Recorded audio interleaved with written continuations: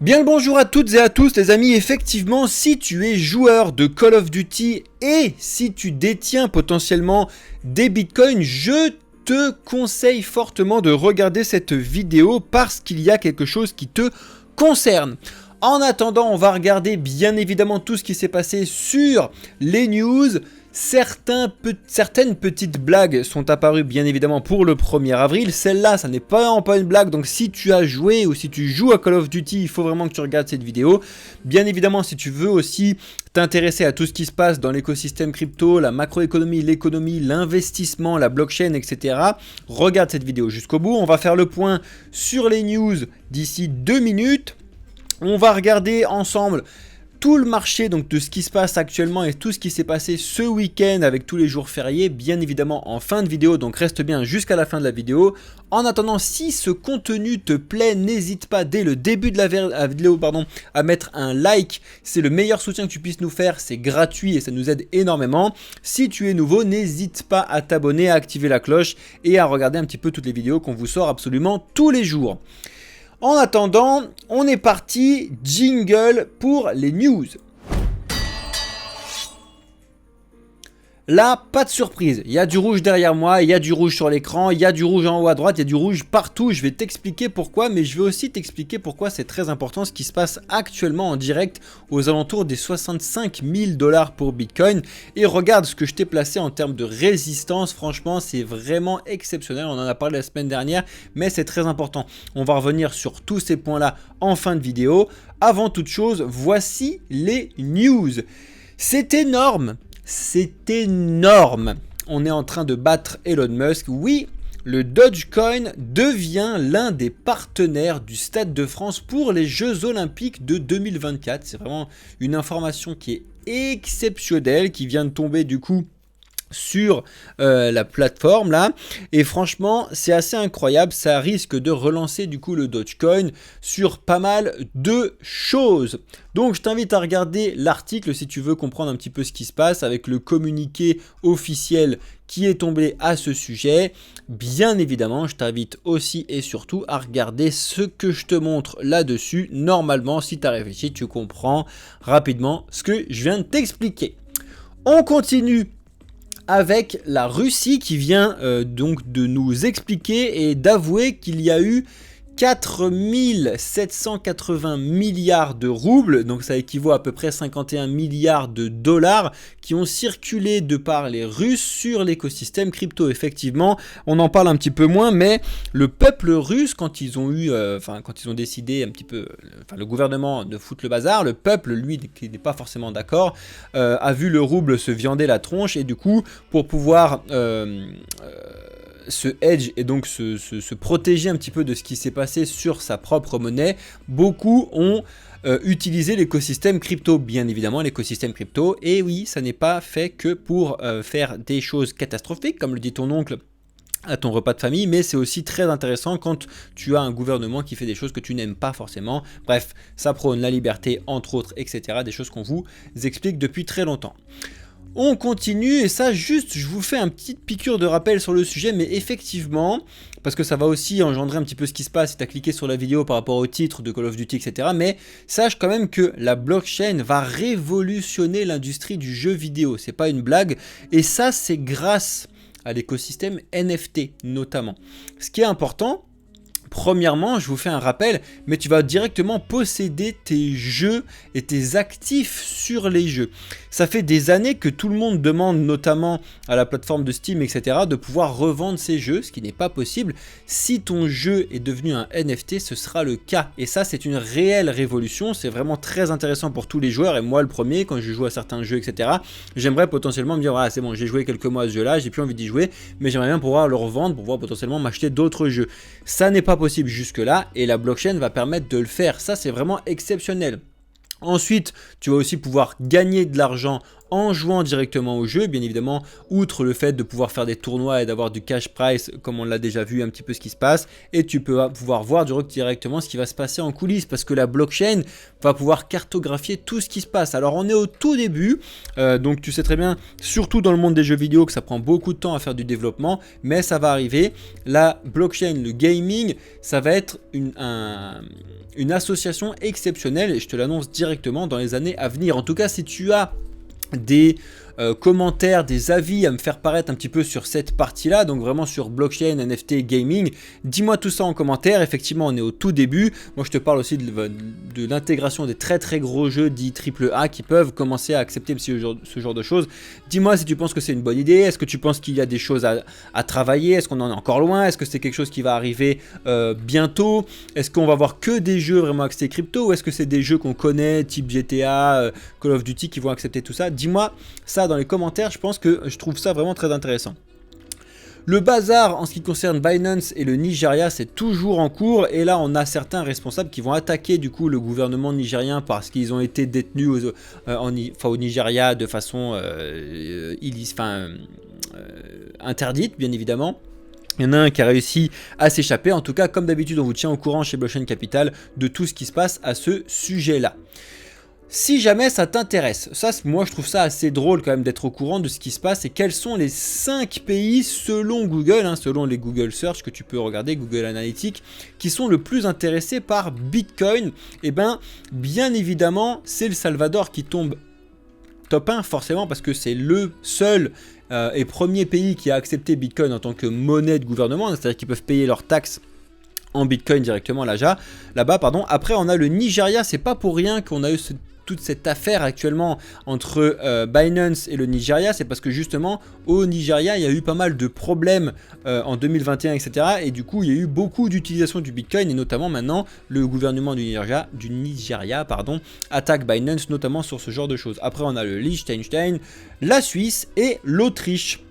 Après tu peux regarder bien évidemment en utilisant Google Analytics si ça t'intéresse, On arrive à la news que je t'ai expliqué du coup dans le titre de la vidéo et dans la miniature. Effectivement, pour les joueurs de Call of Duty, d'accord, ça n'est pas une blague, mais j'ai envie de te dire, tant pis pour ceux qui sont touchés sur cette truc-là. Effectivement, il y en a certains qui se voient se faire voler leur Bitcoin, notamment avec le wallet très connu de Bitcoin. Alors je l'ai perdu, je l'avais tout à l'heure en lisant les news et je me suis perdu sur le truc. Il y en a sur Exodus, ouais, mais c'était surtout sur le Bitcoin, sur l'Electrum Bitcoin Wallet que ça a été beaucoup touché là-dessus. Alors qu'est-ce qui se passe? En fait, c'est un malware donc qui a été installé sur les logiciels qui permettent donc de tricher sur Call of Duty. Donc c'est pour ça que je dis que c'est pas très grave, parce que ceux qui trichent, qui se font voler leur Bitcoin, tant pis pour vous, j'ai envie de vous dire.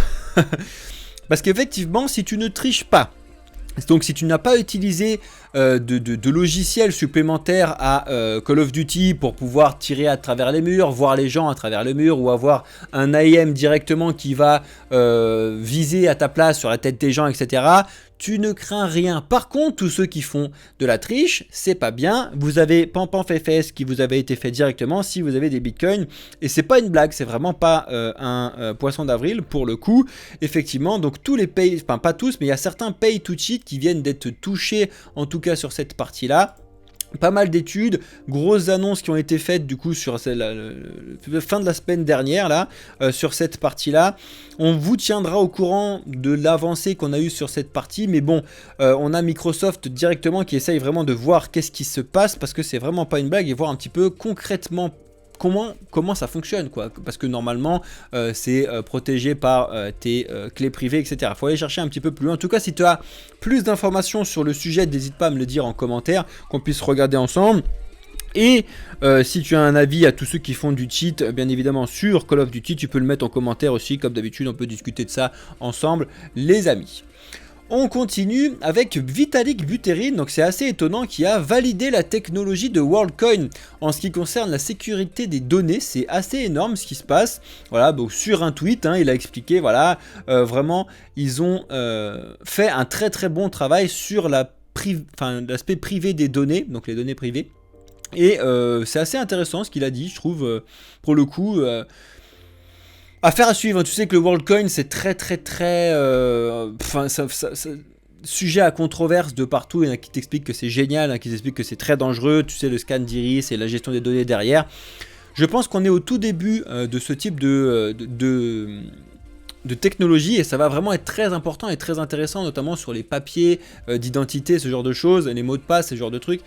Comme je te l'ai déjà dit, technologie NFT, notamment le document qui a été posté par Vitalik Buterin il y a plus d'1 an, 2 ans maintenant, sur les SBT, les Soulbound Tokens. Bref, ce sont des choses que tu dois regarder si jamais ça t'intéresse. On a la blockchain Xion qui a levé 25 millions de dollars pour rendre la crypto plus accessible, bien évidemment. C'est une blockchain qui a été taillée pour éliminer la complexité dans l'écosystème crypto. Si ça t'intéresse, je sais que je te parle de temps en temps de certains projets.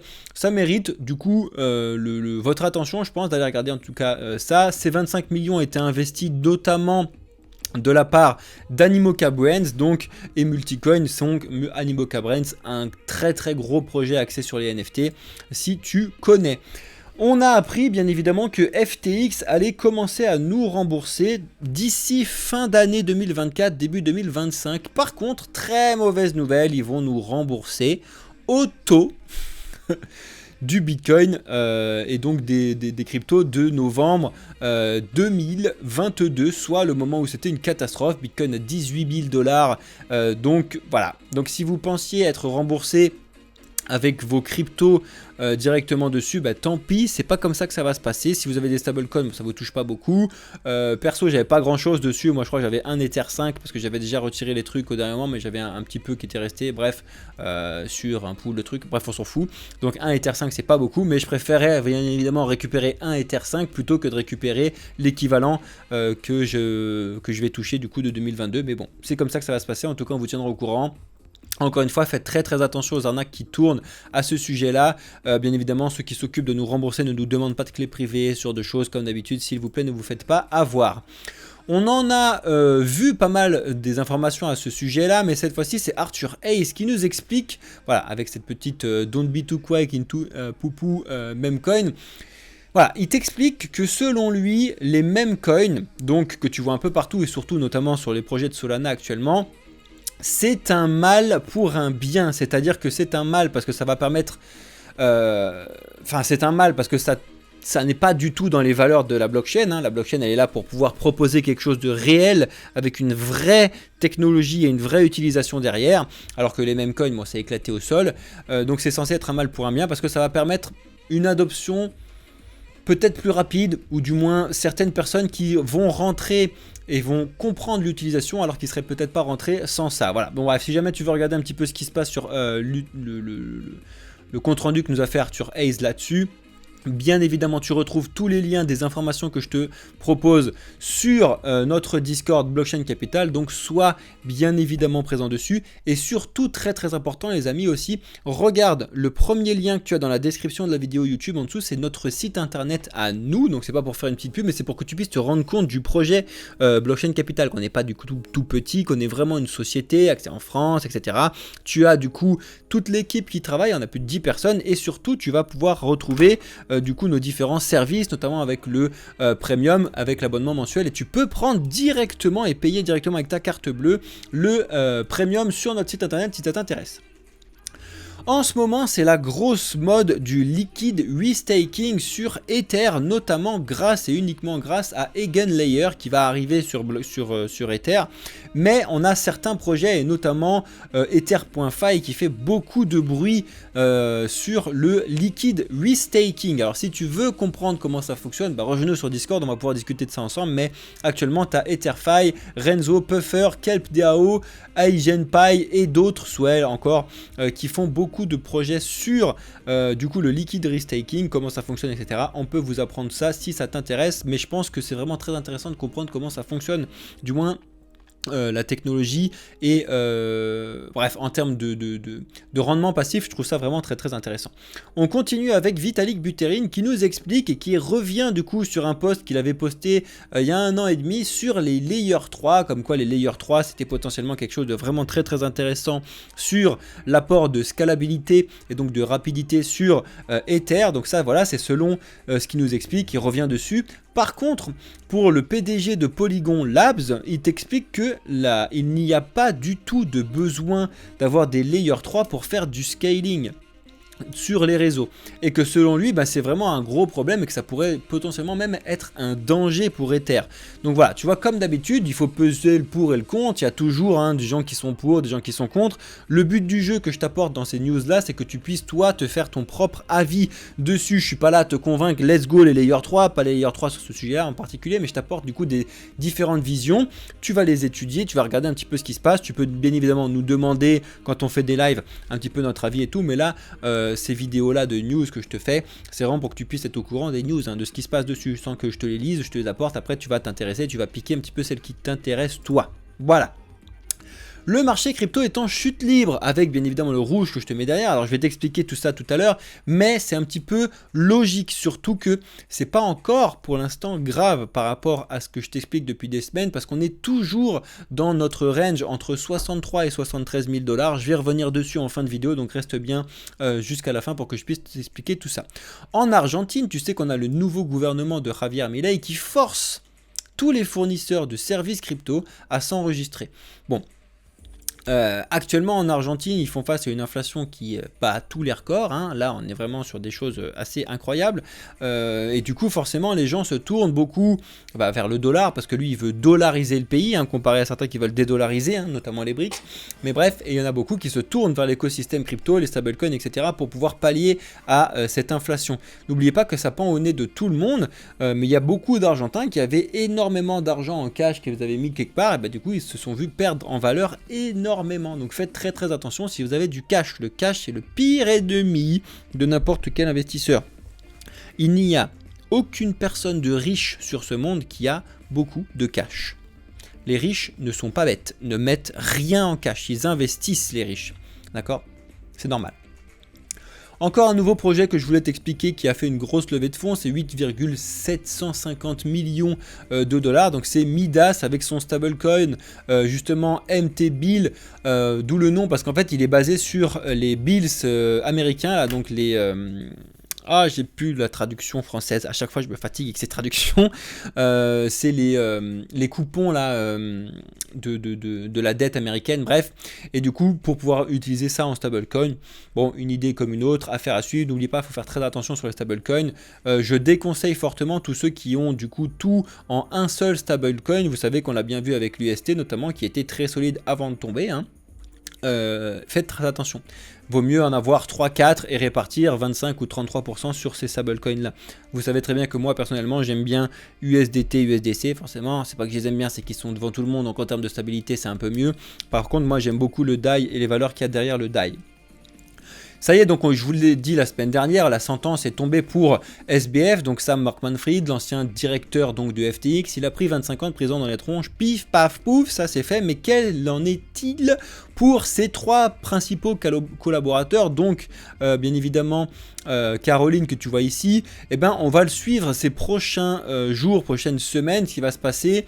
Bon, ils vont forcément écoper d'une énorme somme de remboursement, ça c'est clair, mais en ce qui concerne la prison, vous savez très bien qu'ils sont tous tombés sur SBF en disant que c'était lui, et potentiellement ils ont fait ça pour éviter la prison. Donc on vous tiendra au courant de ce qui se passe si jamais ils arrivent à réellement l'éviter, oui ou non. On continue avec des news très importantes du côté de Binance, parce que c'est la toute première fois ils vont inaugurer leur bande de directeurs. Donc le conseil d'administration en français, qui va donc être présidé par le CEO, donc Richard Teng, mais aussi 3 autres exécutifs de compagnie, Eina Cheng, Zheng He, Laila Wang, bref, désolé pour tous ceux que j'écorche un petit peu vos noms. Et ensuite, les 2 autres, donc qui seront 5, qui sont des membres extérieurs, donc Arnaud Ventura, qui est partenaire de Gojo & Co, et Xin Wang, le chef exécutif donc de Bayview Acquisition Corp. Voilà, donc ça fait partie des choses très importantes de mettre un comité d'administration dans une entreprise parce que ça rentre un petit peu dans la finance traditionnelle. On va voir un petit peu ce qui va se passer par la suite, mais c'est quand même une annonce qu'il ne faut pas du tout négliger, surtout par rapport à ce qui se passe autour de Binance actuellement. Je vous l'ai déjà plusieurs fois montré, hein. Ils ont perdu leur 10 sur 10 sur CoinGecko, puis regagné, puis reperdu, puis regagné. Pour l'instant, ils sont de nouveau les top 1 en termes d'exchange, mais voilà, tu sais qu'un petit peu l'affaire qu'il y a au Nigeria, c'est pas du tout anodin ce qui se passe. Il va falloir vraiment le surveiller de très très près pour pouvoir voir un petit peu comment ils vont s'en sortir. Le gouvernement chinois nous a créé une blockchain publique pour soutenir du coup la nouvelle route de la soie. La route de la soie, c'est parce que du coup c'est en gros quand on explique le travail de la Chine par rapport à tout ce qui se passe en Europe et à l'international en général. Mais du coup, ça remet un petit peu en question surtout l'utilisation de la blockchain de la part de la Chine. C'est très bien que la Chine pour l'instant elle a interdit les cryptos, etc. Et que historiquement ça a toujours été le cas. C'est-à-dire que souvent ce qui a relancé le bull run, notamment le bull run de 2021, c'est quand la Chine a réouvert les cryptos pour pouvoir permettre à son pays de le faire. Et ça a marqué un petit peu la fin quand ils ont été fermés aussi. C'est fait partie des news importantes. Donc là on surveille de très très près. Déjà il y a beaucoup de projets chinois qui se développent qui sont vraiment énormes, hein. On vous en a déjà parlé plusieurs fois, donc il faut les surveiller. Certains construits sur Cosmos, etc. Mais on va surveiller parce que ça pourrait très fortement lancer un bull run, hein. Si les Chinois ils disent c'est bon, on réouvre les cryptos pour les utilisateurs, c'est énorme. Vous n'êtes même pas prêts. Bref, donc qu'en est-il un petit peu de cette blockchain d'infrastructure? Je vous invite à regarder cette information-là sur Cryptos et regarder un petit peu les liens si ça vous intéresse. En attendant, on va finir les news avec les 5 éléments qui vont bouleverser obligatoirement l'univers crypto au mois d'avril, parce qu'on vient de commencer le mois d'avril. Et oui, je vous ai déjà dit que 2024 en général, ça va être une très très grosse année économiquement parlant, macroéconomiquement parlant, et donc pour l'écosystème crypto. Mais le mois d'avril, c'est un très très gros mois, notamment parce que on va avoir de nouveau des données sur l'inflation et la baisse des taux par la Fed qu'il faut surveiller, parce que je vous ai dit que pour l'instant, les investisseurs sont encore uniquement les grosses institutions et pas vous et moi dessus encore. Donc ça va arriver quand potentiellement on aura des taux qui vont baisser, donc ça n'est clairement pas le cas, on va suivre tout ça. On a bien évidemment le halving de Bitcoin qui devrait se situer entre le 19 et le 21 avril pour l'instant, on verra bien ce qui va se passer, mais ça va être un incontournable qui se passe tous les 4 ans sur Bitcoin comme d'habitude. Le 19 avril, on va avoir des avancées sur le procès Coinbase versus la SEC, bien évidemment, c'est quelque chose qu'on attend depuis très longtemps.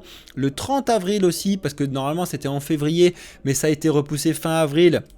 On va avoir l'audience du coup de CZ, donc l'ancien PDG de Binance, hein, qui va se passer, qui va potentiellement faire beaucoup de bruit aussi, voir ce qu'il va prendre, pas prendre, comment ça va se passer, parce que surtout va falloir surveiller ça pour Binance et aussi ça va toucher BNB, hein, comme d'habitude. Et aussi, c'est ce que je te disais tout à l'heure en début de vidéo, c'est qu'on va avoir le lancement d'Eigenlayer sur les réseaux d'Ether. C'est vraiment énorme parce que ça permet notamment le restaking. C'est avec Eigenlayer que les projets que je te disais tout à l'heure, EtherFi, etc. Permettent de faire du restaking d'Ether. Donc vraiment, c'est de restacker en gros ces Ethers et de comprendre un petit peu comment ça fonctionne. Je vous invite bien évidemment à regarder cet article qui vous résume rapidement ce qui se passe un petit peu au mois d'avril. Mais je viens de te faire un très très bon résumé déjà. Hop, alors si ça veut bien se mettre à jour, tu le sais, donc aujourd'hui, donc le 2 avril, il se passe pas grand chose. Hier, on a eu l'ISM aux États-Unis qui était bien au-delà de ce qu'on attendait et qui est repassé au-dessus des 50 points. Donc ça fait partie des points en fait, tu vois, quand on est au-dessus, ça signifie que l'économie au niveau manufacturier est du coup en expansion, donc c'est bien, alors qu'on était plutôt en train de décliner hein, quand on était en dessous, donc là c'est une bonne nouvelle, mais on est vraiment à peine au-dessus, donc il va falloir surveiller tous ces trucs là comme d'habitude. Surtout cette semaine, ce qu'on va surveiller c'est demain, donc le mercredi 3 avril, l'indice ISM, donc des PMI qui va tomber, et encore une fois on a un petit peu de discours, mais c'est surtout l'ISM qui va tomber demain à 16 h, ça y est on est revenu, hein, vu qu'on a changé d'heure ce week-end, donc on est revenu sur les heures classiques. Et après, il va falloir surveiller bien évidemment le chômage là qui va tomber, mais ça va être la semaine prochaine, comme je vous l'ai expliqué, le mois d'avril. Il va falloir surveiller le taux d'inflation aux États-Unis, savoir si on est sur des taux qui baissent, qui stagnent ou qui montent. Il va falloir surveiller ça comme d'habitude. Très très très important. En ce qui concerne la crypto, du coup, et le point de marché que je t'ai promis en début de vidéo. Bien évidemment, on est sur du rouge, sur quasiment tous les projets, sauf certains, le Litecoin, incroyable, hein, qui remonte, le Mantle qui continue de monter, Bitcoin Cash un petit peu, certains projets comme ça qui tirent un petit peu leur épingle du jeu. Quand tu regardes par jour, par exemple, tu vois que on a le Tao, le Zebu, le Litecoin, le Core. Énorme projet qui, sur 7 jours, là, il nous a fait une remontada incroyable. Hein. Donc ça, il me semble, si je vous dis pas de bêtises, que le Core... non, j'ai pas envie de vous dire de bêtises parce que je confonds, j'ai fait 2-3 trucs, bref. Et on a l'ENA. Alors ENA, je vous en ai parlé la semaine dernière, je vous ai dit de surveiller l'entrée d'ENA quand ils vont arriver. Et ça n'a pas manqué, ils arrivent en force, vraiment très très fort. Je vous le montre, je vous l'ai mis dans cette partie-là. Alors du coup, bien évidemment, en 4 heures, c'est dégueulasse, hein, parce que forcément, ça vient de tomber. Mais juste pour vous expliquer que il a été coté pour Binance au début à 0,57 $, et que là, on est aux alentours des 0,72. Par contre, on est à plus de 1 milliard de market cap, donc c'est énorme pour un projet qui vient de tomber en termes de valeur. Je vous l'ai déjà dit, souvent les projets comme ça, il va falloir voir un petit peu ce qui va se passer dans les premiers moments. Est-ce que on s'éclate parce qu'on était beaucoup trop haut? Est-ce que ça monte parce qu'on était beaucoup trop bas? Est-ce qu'on va stagner parce qu'on a trouvé un équilibre? Il faut surveiller un petit peu ces premiers moments. En tout cas, je vais vous le surveiller sur ENA, c'est pour ça que je vous l'ai mis et on en discutera sur les prochains jours. Donc, en ce qui concerne Bitcoin, je vous remets en 4 heures parce que c'est vraiment flagrant ce qui se passe. Je vous rappelle que je vous ai posté il y a de cela quelques semaines les 63 et les 73 000 $ qui sont des zones techniques hyper importantes et qui font vraiment un travail majestueux depuis tout le mois de février, de mars. Comme vous pouvez le voir, on a vraiment oscillé entre ces deux-là sur tout le mois de mars, d'accord? Très très important. Ensuite, la semaine dernière, je vous avais mis la zone très court terme des 71 300, je vais l'enlever après, mais c'était pour vous montrer que tous ceux qui ont pu surtout prendre une position à ce moment-là, félicitations à eux, c'était quelque chose potentiellement de très très logique à faire, donc félicitations et c'est vraiment pixel pile poil, je vous l'avais expliqué. Ensuite, regardez ce qui s'est passé aux alentours des 70 000, on vient les casser, on vient rebondir dessus et après on est reparti sur la prochaine résistance. On est allé vraiment très très vite, donc forcément on a pu voir depuis les 60 000 $ un Bitcoin prendre 7% pour aller taper 64-65 000 $. Et pour l'instant, on est en train de voir là en direct, du coup au moment où je vous tourne la vidéo, vous le voyez sur les 5 minutes, est-ce que on va se servir des 65 000 $ pour rebondir et donc retourner 70 et retourner du coup vraiment sur la zone que j'appelle la zone bleue, hein, donc entre 63 et 73, ou au contraire, est-ce qu'on va aller voir 63 et surtout 61 et potentiellement vérifier si ça y est, c'est pas potentiellement un début de retracement sur Bitcoin. On va voir et on vous tiendra au courant bien évidemment comme d'habitude sur toute cette partie-là. En attendant, on est de retour avec du rouge, c'est-à-dire que la semaine dernière, ça a été une bonne semaine, mais assez mitigée sur les entrées sur les ETF, donc de Bitcoin Spot. Mais cette semaine, hier, donc lundi 1er avril, on a déjà très très mal commencé. Il va falloir surveiller ce qui va se passer cette semaine, mais voilà, on va voir parce que ça va être vraiment significatif de ce qui va se passer sur les marchés quand on va commencer à voir les institutions qui vont commencer à perdre potentiellement de l'argent. Il va falloir surveiller ce qui va se passer et comment ils vont réagir. Est-ce qu'ils vont vendre en panic sell? Est-ce que au contraire ils vont être intelligents et gardés? Ça va être très très très intéressant à surveiller en tout cas sur les prochains jours. En ce qui concerne Ether, pareil, je suis désolé mais c'est vraiment parfait ce qui s'est passé encore lundi. Félicitations à ceux qui suivent un petit peu les différentes vidéos qu'on vous poste et surtout les choses qui sont postées directement sur le Discord avec Alex, hein, qui vous en parle pas mal. Mais encore félicitations à ceux qui ont pris un short par exemple sur les 3600, c'est vraiment un pixel parfait, on peut pas faire mieux. On est revenu s'écraser sur les 3300 comme convenu. Là pour l'instant on les casse à la baisse, donc là potentiellement un scénario classique ce serait de revenir retaper les 3300 et d'aller chercher un petit peu les 3000. Affaire à suivre, on verra. Tout dépendra aussi de ce qui va se passer sur Bitcoin. En tout cas, pour l'instant, vraiment, il n'y a plus de fond au sous-sol en ce qui concerne Ethereum face à Bitcoin, même si dimanche, on a eu un petit peu de regain là-dessus, mais Bitcoin a repris vraiment de la force face à Ether pour l'instant. Affaire à suivre. On a le Solana qui s'en sort très très bien pour l'instant, vraiment qui latéralise entre les 163 et les 205. Encore une fois, la semaine dernière, franchement, la dernière fois que je vous ai fait la vidéo, c'était mercredi ou jeudi, je vous ai dit il y a de fortes chances qu'on puisse aller voir les 205 psychologiques de Solana. Alors on y est presque allé, donc ça méritait du coup de potentiellement regarder ce qui s'est passé à ce moment-là et après de rebondir dessus. C'était quelque chose qui était assez logique, du moins à envisager. Bien évidemment, pas de boule de cristal ou quoi ou qu'est-ce comme d'habitude, mais c'était quelque chose de logique parce que les 205 sont très techniques long terme, d'accord. En ce qui concerne ADA, eh ben, il va falloir surveiller parce que pour l'instant ADA il vient de passer en dessous des 0,59. Encore une fois, pareil, là ce week-end, je vous en ai parlé, il fallait surveiller les 0,66. Vraiment, il y a des choses qui sont vraiment parfaites hein, en termes de lecture technique, c'est vraiment parfait. Bref, là il va falloir surveiller ce qui se passe. Est-ce que on les casse complètement à la baisse et on va voir ce qui va se passer en dessous ou pas, mais affaire à suivre parce que pour l'instant la zone là qu'on vient de toucher du coup à assez court terme, les 0,57, je pourrais limite vous mettre vraiment, je vais vous le faire en direct comme ça au moins vous pourrez pas gna gna gna gna, mais au moment du court terme les 0,5717 on va se les laisser parce que c'est quelque chose qui potentiellement peuvent servir de rebond parce qu'on l'a déjà vu plusieurs fois. Affaire à suivre. Donc est-ce qu'on peut repartir et on est let's go, ou est-ce que justement au contraire on va rebondir dessus, venir s'écraser sur les 0,59 et après partir au sud très très fort. On va voir le BNB. C'est un peu moins précis en ce qui concerne les 584, mais encore une fois ça fait vraiment un très très bon taf hein, ce que je vous ai placé sur cette partie là, il se passe pas grand chose.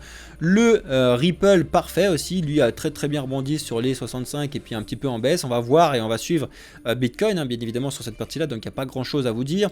En ce qui concerne le petit trio des Layer 0, donc Avax s'écrase complètement, le Polkadot également et l'Atom également, donc on est de retour sur un trio des Layer 0 qui font la même chose hein.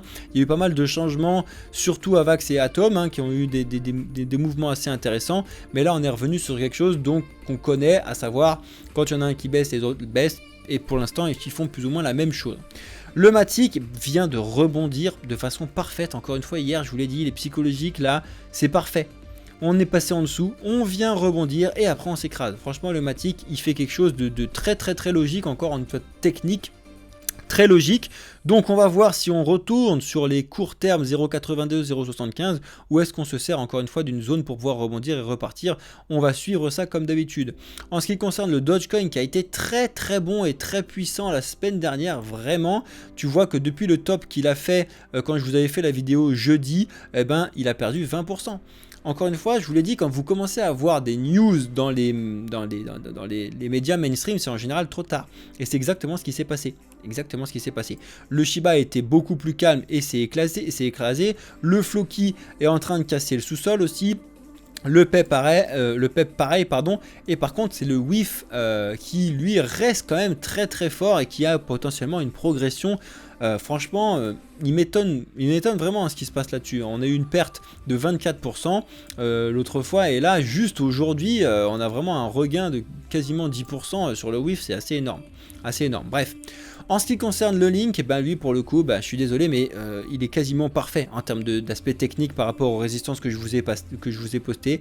Je vous avais expliqué que les 20 psychologiques ne tiendraient pas si Bitcoin baisse, hein, et c'est exactement ce qui s'est passé, donc voilà. Et ensuite c'est pareil, il fallait surveiller très très important ce qui allait se passer au 18, et tu le vois bien que c'était très important et une zone vraiment qu'il fallait pas négliger parce que tu l'as bien vu là. Ce type de bougies sont significatifs sur des zones vraiment très très importantes, et comme par hasard on est revenu rebondir sur les 17,5. Donc là il va falloir voir, est-ce qu'on se sert des 17,5 pour rebondir, retourner voir ce qui se passe au 18 et potentiellement retourner au 20. Il va falloir voir ce qui va surveiller ce qui se passe sur Bitcoin, ou est-ce que on les casse, on rebondit dessus et retour au 15 en première target. Ça va vraiment être très très important à surveiller, mais c'est pas du tout impossible que ça se passe hein. Le Jupiter vraiment franchement il est propre hein. Il suit un petit peu ce qui se passe sur le Solana, donc c'est très très bien. Je vous l'ai mis parce que là il faut les surveiller, parce que l'annonce hein, donc de la migration de l'ACI là Ça va arriver ce mois-ci normalement, hein, en avril, donc vraiment migrer le FET, l'Agix et l'Ocean, donc on vous tiendra au courant. En attendant, comme d'habitude, je vous l'ai dit, quand ça arrive sur des trucs mainstream, souvent après, on vend un petit peu la news. Hein. Sur le moment où on est arrivé, on a eu un peu de force, et après, forcément, il y a beaucoup de gens qui sont rentrés, et du coup, par exemple, le FET, depuis le plus haut, il a quand même lâché 20-22%, quoi, c'est énorme. Agix, exactement la même chose. Ocean, exactement la même chose. Et Ocean, j'ai envie de te dire, c'est même un peu plus dangereux. Donc, de toute façon, ces points-là, on les regardera plus quand on regardera assis. Hein. Mais pour l'instant, c'est propre hein, ce qu'il a fait. On casse les 1,24, on revient rebondir dessus et on est reparti. Donc c'est pour ça que c'est un petit peu dangereux ce qui se passe pour l'instant sur le Ocean. On vient évidemment, il faudra surveiller assis quand on l'aura, mais pour l'instant, affaire à suivre. Voilà, le fait c'est pareil. On va voir si on utilise le rebond des 3 pour aller retourner sur les 2, mais bon, les 2 c'est quand même très très loin. On peut potentiellement plutôt retourner sur le 2,40. Affaire à suivre, on vous tiendra au courant comme d'habitude chez Blockchain Capital, bien évidemment. Et EtherFi, vous savez qu'il fallait en parler parce que je vais garder celui-là pour l'instant qui est un petit peu le leader donc du projet de restacking que je t'ai dit que je te parlerai tout à l'heure. Mais comme tu peux le voir, déjà on a eu une très très belle progression du coup fin mars, hein, vraiment avec un plus 100, 130, 140%, c'était assez énorme. Mais par contre, comme d'habitude, il ne faut pas négliger, on a perdu quasiment 40%, hein, c'est vraiment énorme, 40% pour tous ceux qui ont investi plus ou moins au plus haut, quand vous voyez du 30-40% sur votre portefeuille, ça fait mal, ça fait mal. C'est des projets qui sont d'avenir, je pense, si jamais le restacking est validé et utilisé avec Eigenlayer, ça peut être très très intéressant, mais c'est quelque chose d'assez nouveau et il y en a quand même beaucoup comme d'habitude. Donc à savoir comment ça va se passer à l'avenir, personne n'a de boule de cristal, donc il va falloir surveiller. Pour moi aussi, je pense que ça a malheureusement été un petit peu surcoté. C'est pour ça que je vais surveiller ce qui va se passer sur ces projets-là, notamment Ether.fi, etc. Mais je ne serais pas étonné de le voir encore retracer de beaucoup, hein, même de ce qu'on a maintenant. Le voir retracer de 50%, d'aller sur du 2, voire plus bas, ça m'étonnerait même pas, mais vraiment pas. Donc affaire à suivre, mais pour le plus haut, par exemple, de voir tomber de 80% et d'aller voir les 1, ce serait pas étonnant. Ce serait pas étonnant. On viendra et on vous tiendra au courant, comme d'habitude. Voilà les amis, comme d'habitude, merci à tous ceux qui ont regardé la vidéo en entier. S'il y a des petits nouveaux, bienvenue dans le futur hein, chez Blockchain Capital. Regardez un petit peu ce qu'on vous propose. Merci à tous ceux qui ont pris le temps de lâcher un like, un commentaire. C'est le meilleur soutien que vous puissiez nous faire. Ça nous aide vraiment beaucoup et puis c'est gratuit en plus de votre part. Donc franchement, merci à tous ceux qui le font. On se retrouve en live tous les lundis, mercredis et vendredis à 18 h. Là, je ne l'ai pas fait lundi parce que c'était férié et je me suis un peu... j'ai fait autre chose. Bref, comme d'habitude... merci à toutes et à tous hein, d'avoir suivi toutes ces vidéos et tout ça comme d'habitude du soutien que vous nous portez. C'était Cryptéo pour la société Blockchain Capital. Je vous souhaite à toutes et à tous une excellente journée, soirée ou nuit, ça dépend quand est-ce que vous regardez cette vidéo. Ciao les amis!